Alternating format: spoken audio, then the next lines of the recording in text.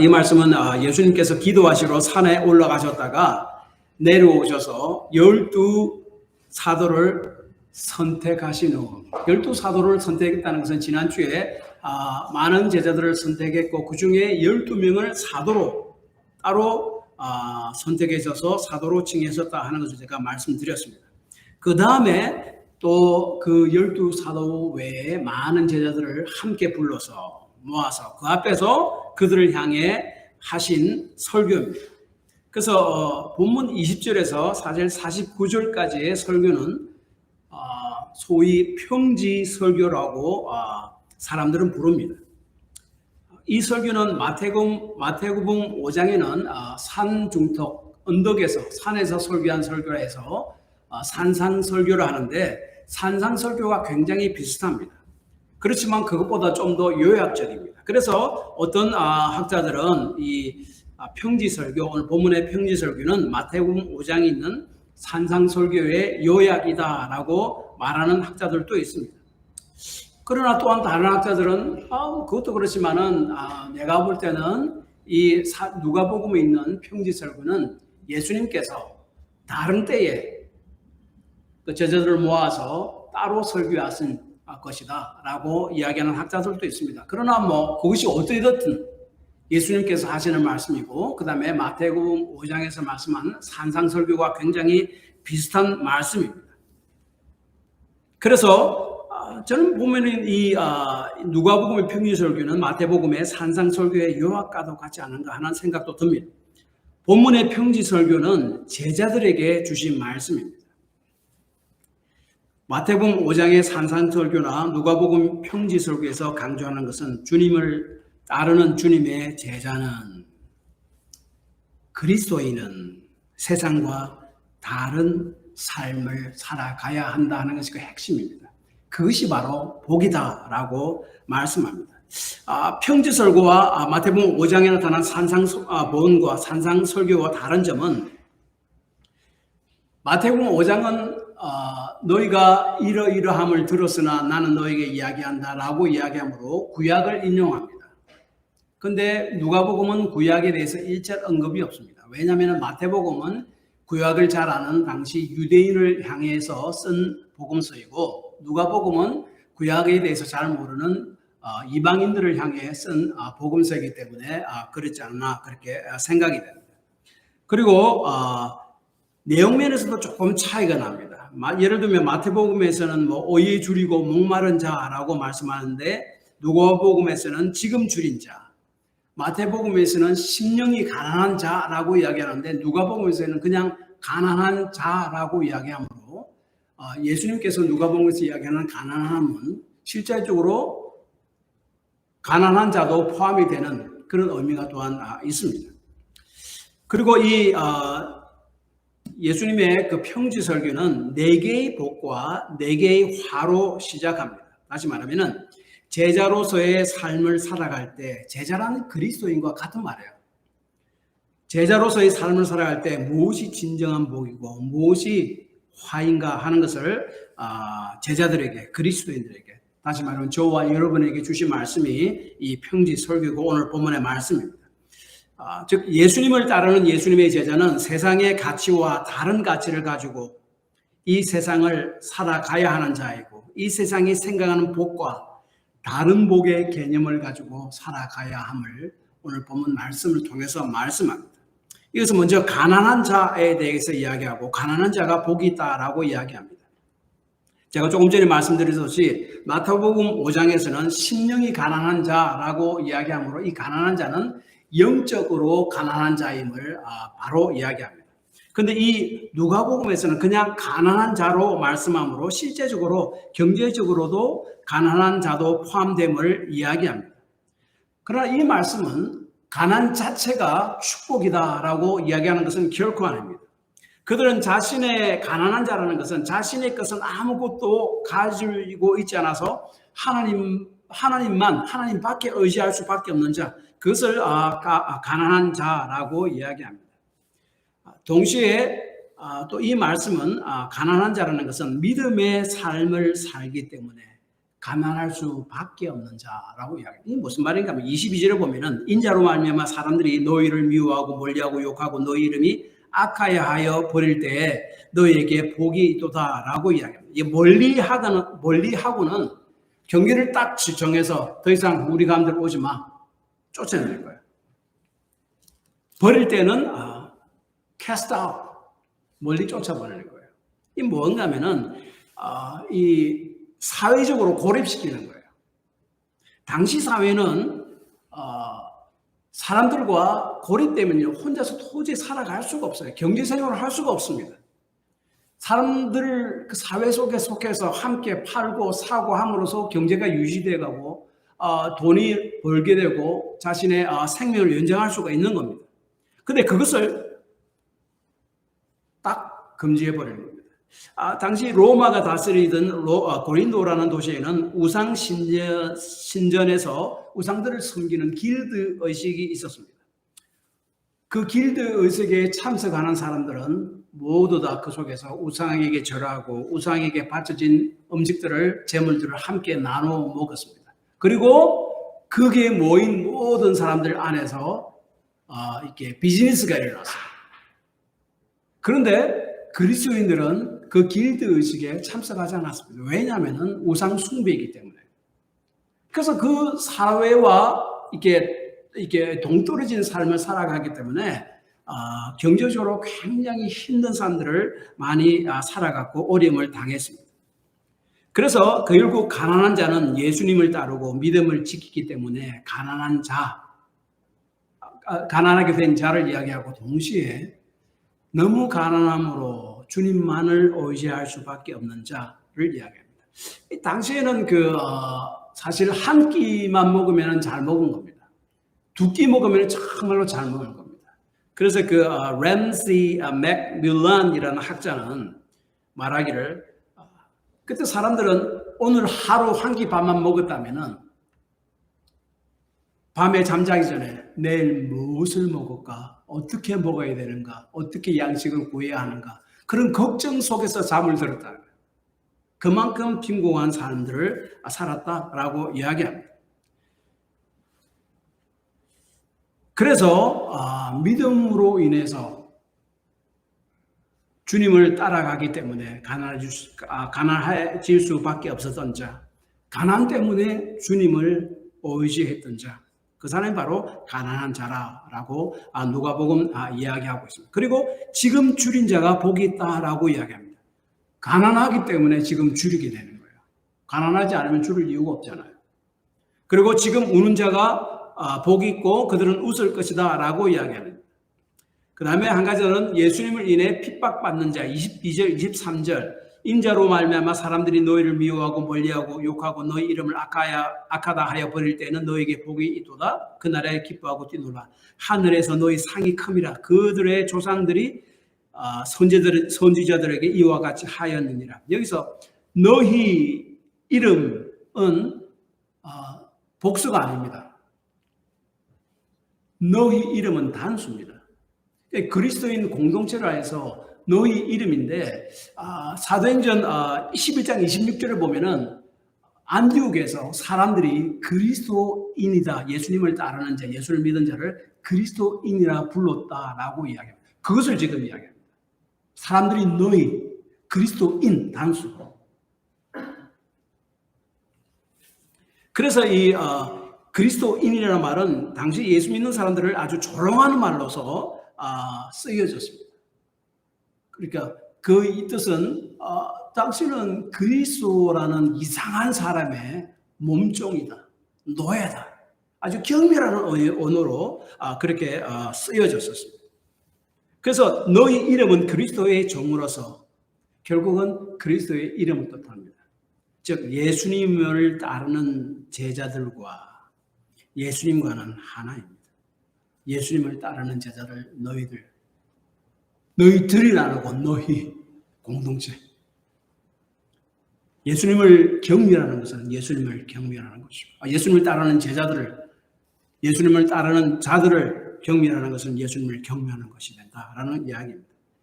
그리고 믿음을 지키기 위해서 손해도 보고 어려움과 고난을 지금 당한다면 그것은 구약 선지자들의 믿음에 동참하게 되는 것임을 23절에서 이야기합니다. 그날의 기뻐하고 뛰놀라 하늘에서 너희 상이 큼이라. 그들의 조상들이 선지자들에게 이와 같이 하였느니라. 즉 믿음의 삶을 산다면은 이 세상에서 고난도 받을 수 있다는 것입니다. 그것은 전혀 이상한 것이 아니다라고 이야기합니다. 사람들은 예수를 믿으면 무조건 잘 되고 형통하고 모든 병도 잘 낫고 막 이렇게 이야기합니다. 하지만 그 성경은 반대입니다.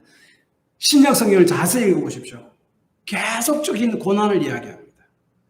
물론 하나님의 역사하심으로 병자도 고쳐주고 기적도 일어나게 해주십니다. 그렇지만 동시에 고난을 계속적으로 이야기합니다. 히브리서 11장 36절에서 37절 보십시오. 초대교회 그리스도인들은 엄청난 기적도 맛보았지만 동시에 굉장한 고난도 함께 겪었음을 이야기합니다. 그러나 이것들은 세상의 눈으로 볼 때에 이 모든 것들은 복이 없는 것이지만 예수님의 눈으로 볼 때 예수님 때문에 고난을 받고 경제적으로 어려움을 당하고 그것 때문에 우는 자는 예수님 볼 때 그것이 복이다라고 이야기합니다. 왜 복인가? 그건 나중에 제가 말씀드립니다. 그러므로 여기서 가난하고 줄이고 울고 핍박받는 자란 믿음을 지키고 믿음으로 살기 때문에 지금 삶의 어려움을 겪는 자들을 이야기합니다. 이들이 복이 있는 자다. 세상의 이야기는 생각하는 복과 완전히 다르지 않습니까? 우리가 예수를 믿을 때요, 세상의 기준, 세상에 우리가 알고 있던 지식들을 그대로 대입하면 큰일 납니다. 다른 것들이 너무나 많습니다. 그래서 그 스탠리 하우스워스는 교회 정치학이라는 책에서 오늘날 그 그리스도인들이 시도하는 것이 세상 사람들이 잘 받아들일 수 있고 세상 사람들도 이해할 수 있는 말씀을 전하려고 한다는 거예요. 그렇게 될 수 없다는 거죠. 세상과 다른데 어떻게 그 사람들이 받아들이고 이해할 수 있는 것을 전할 수 있냐는 거예요. 그렇게 되지 않는다는 거예요. 그래서 필요한 것이 교회 공동체가 필요하다. 받아들이지 않으니까 믿는 공동체 안에 들어와서 같은 믿음을 쉐어링하고 서로 격려하고 용기를 얻고 그 교회입니다. 그리고 또한 네 가지 복에 대해서 말씀하시고 나서 네 가지 화해에 대해서 말씀하십니다. 부유한 자, 배부른 자, 지금 웃는 자, 모든 사람으로부터 칭찬받는 자. 여기서 모든 사람. 이들 네 개의 다른 묘사를 그러니까 부유한 자, 배부른 자, 지금 웃는 자, 모든 사람으로부터 칭찬을 받는 자, 이 다른 네 개의 묘사들은 같은 그룹을 이야기하는 겁니다. 다시 말하면 이들은 부유한 자는 배부른 자이고 그들은 지금 웃는 자이고 그들은 모든 사람으로부터 지금 칭찬받는 자이다. 그래서 이들은 자신들의 안전 보장을 사람으로부터 세상의 부로부터 확보하려고 하는 자들이다 하는 것이 그 네 가지 화의 말씀입니다. 그래서 이들 보십시오. 부유하고 배부르고 지금 웃고 모든 사람으로부터 칭찬받고 아주 파퓰러한 사람이잖아요. 이들은 모두 세상의 관점에서 볼 때 아주 복받은 자들이에요. 그런데 그들은 화가 있다라고 예수님께서 말씀하십니다. 이 말씀은 부자들에게는 무조건 주님의 화가 임할 것이다라고 말하는 것은 사실은 절대로 아닙니다. 이 말씀은 믿음이 없는 분은 사람을 교만하게 만들고 결국 자신의 부를 하나님으로 섬기게 됩니다. 그러므로 바르고 확실한 믿음이 없이 부자가 된다는 것은 영적으로 위험함을 지금 경고하고 계신 거예요. 그러한 사람은 하나님을 멀리하고 자신의 힘과 능력을 과시하는 경향이 있다. 그래서 그것이 바로 하나님이 되고 그것이 바로 자기의 우상이 된다라고 이야기합니다. 그리고 또한 이들은 하나님으로부터 칭찬을 받으려고 하는 것이 아니라 사람으로부터 칭찬을 받으려고 합니다. 그래서 부를 얻기 위해서 조금 전에 말씀드린 그 길드 축제에 우상 숭배 의식 곳은 곳에 참석해서 로마 황제를 신으로 예배하고 여러 다른 우상에게 경배하고 우상에 바쳐진 음식들을 먹고 거기에 모인 사람들과 교제함으로 경제 생활을 합니다. 비즈니스를 합니다. 그래서 돈을 많이 봅니다. 그래서 지금 배부르고 지금 돈이 많고 그래서 지금 웃습니다. 그리고 모든 사람들이 좋아하는 말만 하니, 오늘날로 이야기하면 모든 사람들이 좋아하는 설교만 하니 사람들이 많이 몰려와서 헌금을 많이 하고 결국 부유하고 배부르고 웃는 자가 된다는 거예요.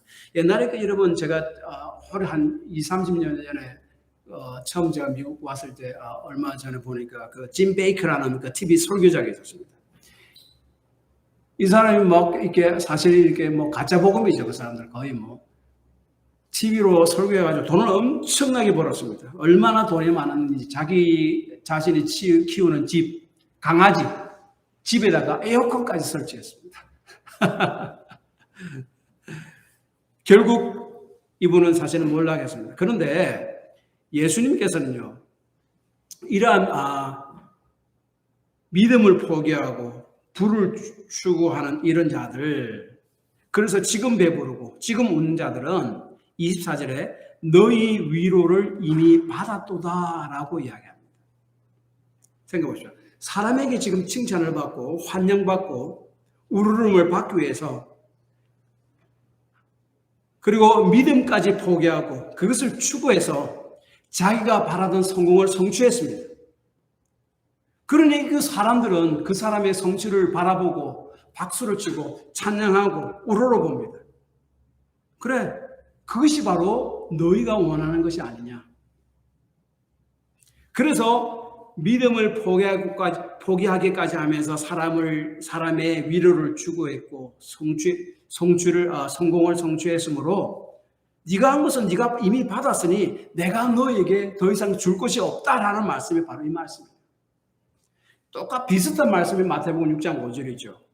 바리새인들은 자기가 아주 경건한 사람이라는 것을 사람에게 나타내고 인정받기 위해서 길거리에서 사람이 다 보는데 하루에 3번씩 손을 높이 들고 열심히 기도하고 사람에게로부터 경건하다는 인정을 받기 위해서 사람이 잘 볼 때 막 구제를 하고, 안 볼 때는 잘 안 합니다. 잘 볼 때 큰 거리에서 구제를 하고 이런 일을 했습니다.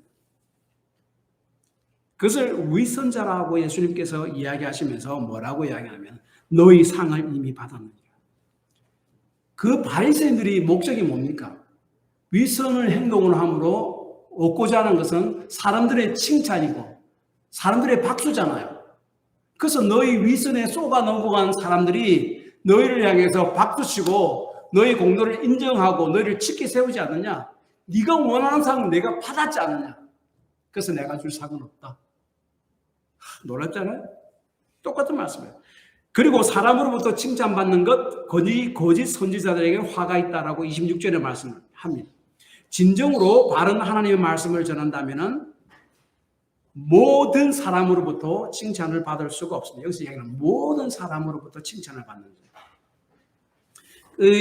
전하는 말씀 가운데는 죄를 질책하는 말씀도 있기 때문에 그렇습니다. 무엇보다도 구약의 진실된 선지자들은 거의 다 하나같이 다 당시 때의 사람들로부터 환영을 받은 것이 아니에요. 질책을 받고 핍박을 받았습니다. 비방을 받았습니다.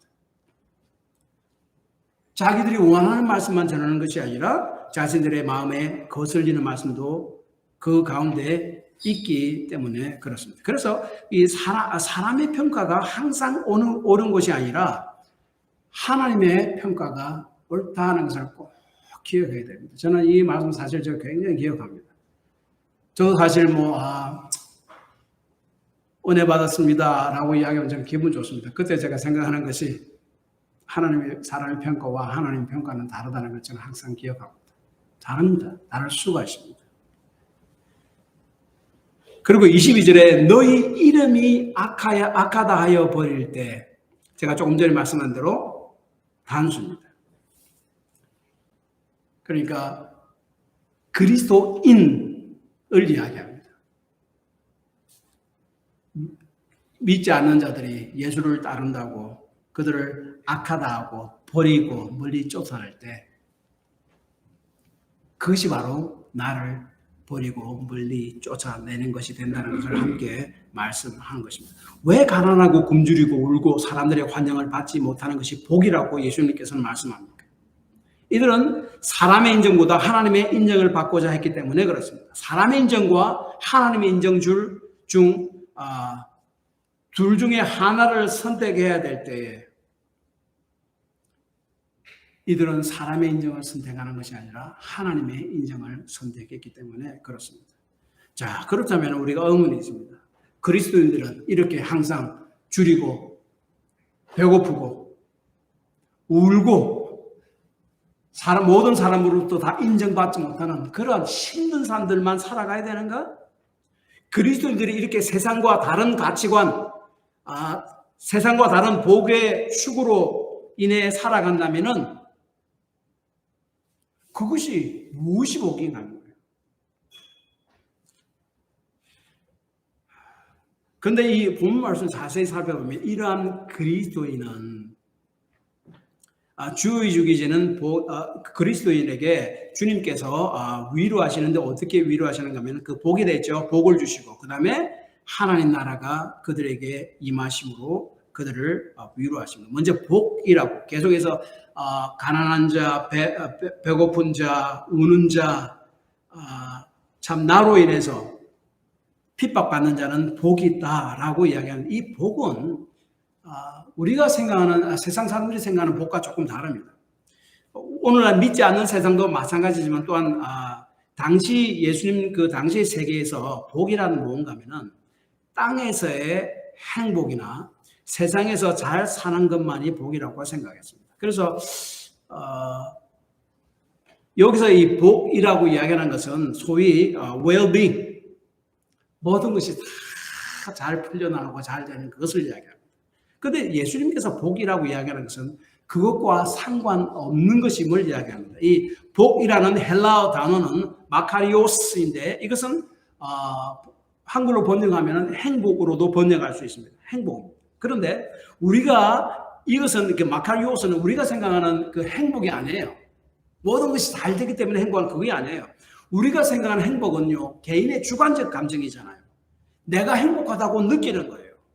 언제 내가 행복하다고 느낍니까? 내가 원하는 것을 가졌을 때에, 내가 최신 유행하는 옷을 입었으면 내가 행복하겠다라고 생각했는데 그것을 내가 가졌을 때 나는 행복한 감정을 느끼게 됩니다. 그러나 그렇지 못하면 나는 행복한 감정을 느끼지 못하게 됩니다.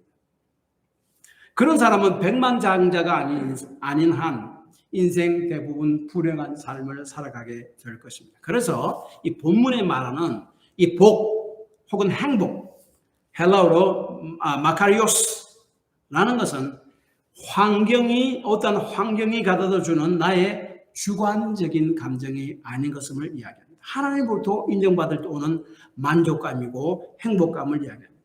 내가 무엇을 했을 때 하나님께서 나를 인정한다면 사람이 인정해 주지 못하도 내가 그 어려움들을 능히 이겨나갈 수가 있습니다. 그렇지 않습니까? 여러분 그런 경험 없습니까? 하나님이 나를 인정해 주시구나 라고 하는 마음을 내가 마음에 느껴진다면 지금 내가 처한 환경이 어떠하든지 내 삶이 얼마나 힘들든지 그 속에서 나는 힘을 얻을 수 있습니다. 이렇게 하나님부터 인정함을 받는 사람이 행복한 사람이고 이것이 바로 본문이 말하는 복이다라고 이야기합니다. 믿음을 따라 살 때 어려움이 닥친다면 하나님이 내 마음속에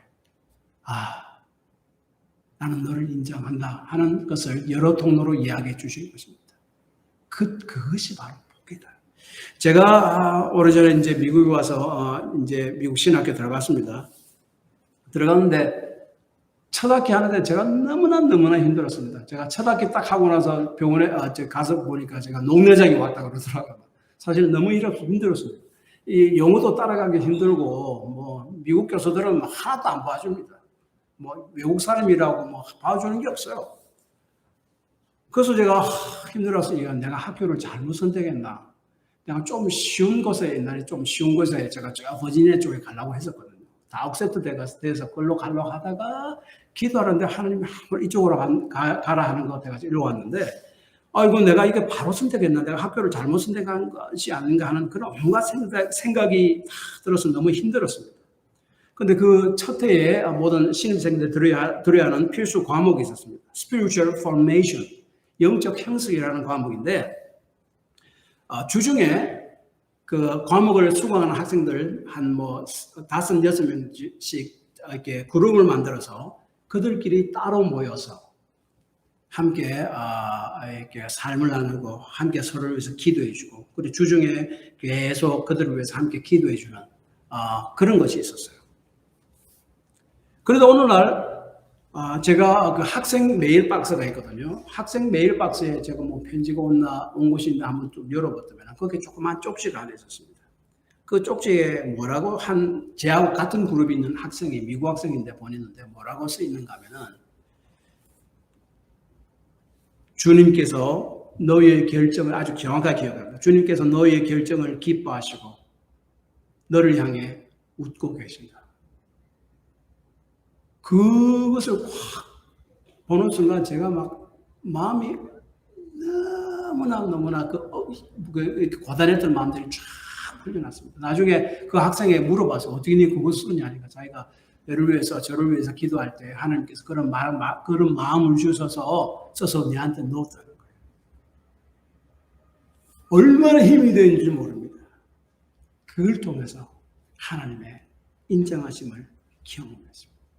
그래서 복이라는 것이 내 환경이 내 생각대로 잘 되어가는 것이 복이 아니라 하나님의 인정하십니다. 그래서 지금 가난하고 지금 배고프고 지금 울고 모든 사람이 나를 인정해 주지 않을 때, 나를 핍박할 때도 주님이 인정하십니다. 나는 그것을 능히 이겨나갈 수 있게 되는 거예요. 그것이 복이다. 그렇지 않고 반대로 이 세상에서 내가 인정받기 위해서 믿음을 버리고 부를 택하고, 부 자체가 잘못이란 말 아닙니다. 절대로 아닙니다. 그게 아니고 믿음을 버리고 택하는 걸 이야기하는 거죠. 지금 웃으려고 하고 모든 사람으로부터 칭찬을 받으려고 하는 그런 삶을 살아간다면 그것이 복이 아니고 화다, 재앙이다라고 이야기합니다. 그래서 그것이 바로 복이고 그것이 바로 그리스도인에게 유익이다라고 이야기합니다. 복입니다. 그 다음에 한 가지 더, 하나님 나라.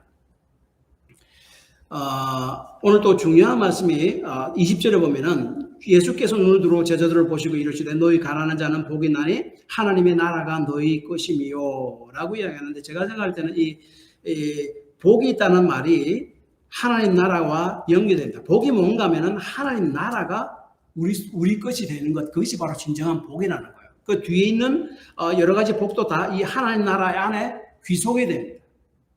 그래서 너희가 진정한 복을 받고 있다면은, 예수님이 인정하심을 받고 있다면은 그것이 바로 하나님 나라가 너희 속에 임한 것이다. 이 하나님 나라를 한마디로 이야기하는 것이 뭡니까?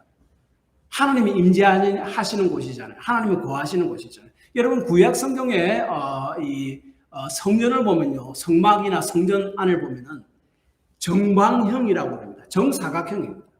그런데 요한계시록 21장 22장에 보면은 하늘나라 천국을 묘사하는데 정방형이에요. 정사각형이에요. 그리고 예수님의 그 성전, 구약의 성전 안에는 각종 보석으로, 화려한 보석으로 꾸며졌잖아요. 하나님의 영광의 광채를 상징하는 거죠.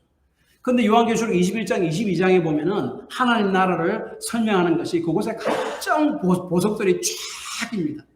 뭔가면 하나님의 임재가 있고, 그러므로 하나님의 영광이 나타난 것이 바로 하나님의 나라는 거예요. 그래서 믿음으로 인해서, 믿음으로 살기 위해서 가난하고 배고프고 울고 모든 사람으로부터 환영받지 못하고 또 핍박을 받을 때 그 사람은 하나님이 인정하는 복이 있고 하나님의 임재하심이 그 속에 있다라고 이야기합니다. 그런데 이 하나님 나라가 임함은 두 가지로 설명할 수 있습니다. 여기에 하나님 나라는 20절에 보면은 하나님 나라가 너희에게 임할 것이며 라고 이야기하는 것은 현재를 이야기합니다. 헬라로 보면 현재형을 이야기합니다. 현재형이라는 것은 ongoing status. 지금 계속적으로 이루어지는 거예요. 지금 하나님 나라가 임한다는 거예요. 물론 우리는 죽어서 예수님이 죽어서 가는 것이구나. 예수님이 재림하실 때 우리는 하늘나라 천국에 갑니다. 미래의 천국입니다. 그것만 이야기하는 것이 아니라 지금 복은 또한 뭐와 함께 오는가 하면 하나님 나라, 지금 현재형, ongoing status. 지금 계속 일어나는 것. 그러니까 하나님의 인자하심, 하나님의 영광도 지금 여기서 경험할 수 있게 된다라고 이야기합니다. 그래서 하나님의 다스리심을 매일매일 경험하게 될 것이다. 그것이 바로 복이요 행복이다라고 이야기합니다. 예, 우리가 이 땅에 살아갈 동안 여러 가지 병독을 이기도 하고 어려움을 당하기도 하고 스트럭을 당합니다.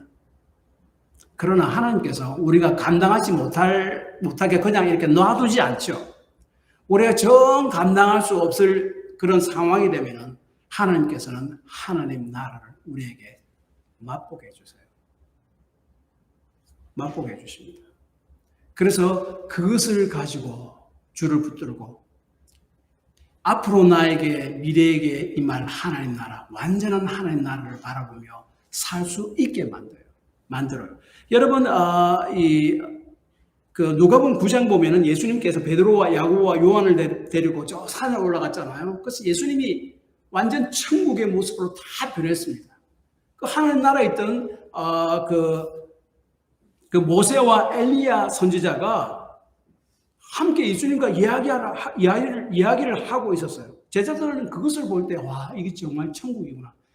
천국이 그곳에 임했습니다. 제자들은 경험했어요. 그래서 베드로는 그 경험이 너무나 황홀해서 지상에 놔두고 온 그 가족까지 다 잊어버릴 정도였어요. 그래서 베드로는 주님, 얘가 여기가 좋습니다. 여기서 초막을 짓고 제가 함께 우리 여기서 삽시다. 안 내려가겠습니다. 지상에 남겨두고 온 가족까지 다 잊어버렸습니다. 얼마나 영광스럽던지. 근데 제자들이 천국의 영광을 맛본 이유가 뭔지 아십니까? 예수님 아니다. 다시 내려가야 된다. 다시 저 세상으로, 고난과 악이 있는 그 세상으로 다시 내려가야 된다. 천국의 영광을 맛보게 해 주신 이유는 그들이 예수님의 재림으로 인해 완전한 하나님 나라가 임하기 전까지 이 땅에 살 동안 우리에게 닥칠 고난과 유혹들을 이길 수 있게 하기 위함입니다. 너희가 천국의 영광을 경험하지 않느냐? 하나님의 임재하심을 또 경험하지 않느냐? 계속적으로 경험한다면 그것은 예수님께서 재림하시는 것이다. 그렇지만 예수님은 그것을 조금 홀대하고 계신다. 모든 사람들 다 구원하기 위해서. 그래서 그때까지 믿음으로, 그때가 올 때까지 그 천국의 영광을, 완전히 올 영광을 바라보며 살아가라 하는 의미에서 그 영광을 보여준 거예요. 우리가 살 동안 여러분 성경은 이야기하기를 우리는 참 열심히 기도하라고 합니다. 기도한다고 하나님이 내 생각대로 다 들어주십니까? No. 실제적으로는 그렇지 않습니다. 그러나 우리가 어떠한 상황이 되면 하나님이 우리 기도를 들어주세요. 그래서 그 영광을 보여주세요. 그 영광을 붙들고 완전히 임할 하나님 나라, 하나님의 임재, 하나님의 영광, 그것을 바라보고 믿음으로 살아가라. 그것을 바라보고 이 땅에서 고난과 유혹을 이기며 살아가라 하는 메시지를 주는 거예요. 그것이 하나님 나라, 현재의 하나님 나라예요.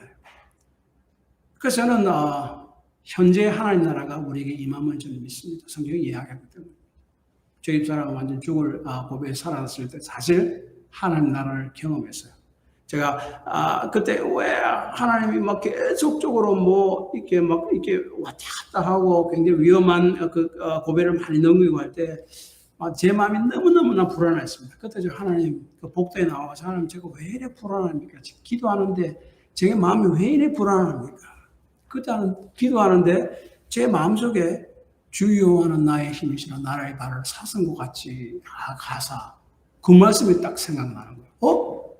무슨 말씀이지? 딱 찾아봤습니다.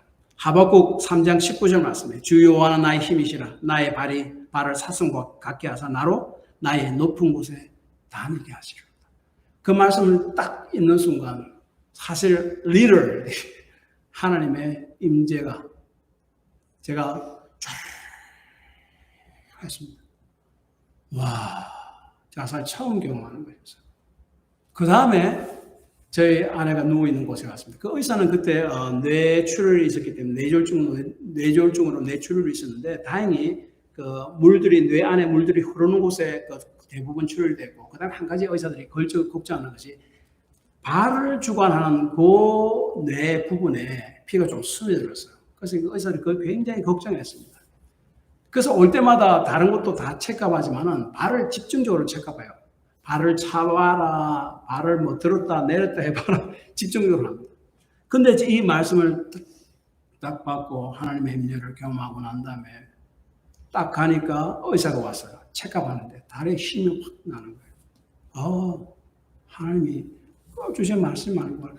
하나님 나를 위로하시고 이 모든 것이 뭐 항상 일어나는 것이 아니에요. 그러면 천국이 임하는 겁니다. 예수님이 재림됩니다. 그러나 저는 그것을 주신 이유가 앞으로 어려움들이 많이 있을 것이지만 그러므로 나는 너를 잊지 않았음을 기억해라. 천국의 그 영광, 임재하심이 너희 속에 앞으로 올 것임을 기억하며 살아라. 그 메시지라고 저는 믿습니다. 그래서 결국은 또한 그 나라는 미래에 우리에게 임하실 것입니다. 그래서 23절에 그날에 너희 상이 큽니다 라고 이야기합니다. 믿음을 따르기 때문에 가난하고 배고프고 울고 배척을 받을 때 거론한 자는 배부르고 없고 웃고 하늘에서 상이 크다고 말씀합니다. 미래의 하나님 나라를 이야기합니다. 현재 주님을 의뢰함으로 하나님의 위로를 우리는 가난하고 배고프고 울고 배척을 받을 때에 주님을 의뢰하고 기도함으로 우리가 그것을 이겨낼 수 없을 상황이 될 때에 그 하나님의 영광, 임재가 곧 올 것이다. 분명히 있다는 것을 확인시키시고 우리를 위로해 주기 위해 하나님께서는 그 현재의 하나님 나라를 우리에게 보여주십니다. 때로는 보여주십니다. 그래서 현재의 고난에서 위로하시고 건지십니다. 예수님의 재림 때에 우리에게 이루어질 천국을 끝까지 바라보게 하기 위해서입니다. 그래서 이 땅에서 하나님의 위로와 건지심, 이 땅에서 하나님의 임재하심, 천국을 경험한 우리가 앞으로 미래에 경험할 천국 너에게 주어진 것이다. 그러니 낙심하지 말아라. 왜라는 거예요. 결론은 이것입니다. 예수님의 제자로서 이 땅에서 신실하게 믿음을 살아갈 때 고난을 당하게 됩니다. 내가 비록 지금 어려움의 가운데 있다고 할지라도 고통 가운데 있다고 할지라도 그럼에도 불구하고 믿음으로 산다면 하나님께서 나를 인정해 주시고 하나님의 임재하심을 지금 경험할 수 있다는 말입니다. 이를 통해서 완전한 하나님의 임재를 소망하며 현재의 어려움을 믿음으로 이겨 나갈 수 있는 힘을 얻게 된다. 그것이 바로 복이고 그것이 바로 하나님 나라가 현재 너희 속에 임하게 되는 것이고 미래에 확실하게 너희 속에 임하게 될 것임을 기억해라 하는 것이 오늘 본문 말씀입니다. 기도하십시오.